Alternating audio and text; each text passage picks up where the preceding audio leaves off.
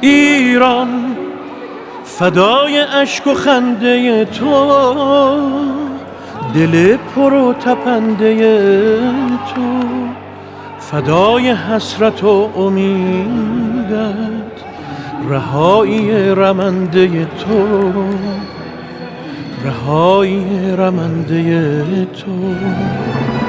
ایران اگر دل تو را شکستند، تو را به بند کینه بستند، چه عاشقان بی نشانی که پای درد تو نشستند، که پای درد تو نشستند. ایران فدای اشک و خنده تو،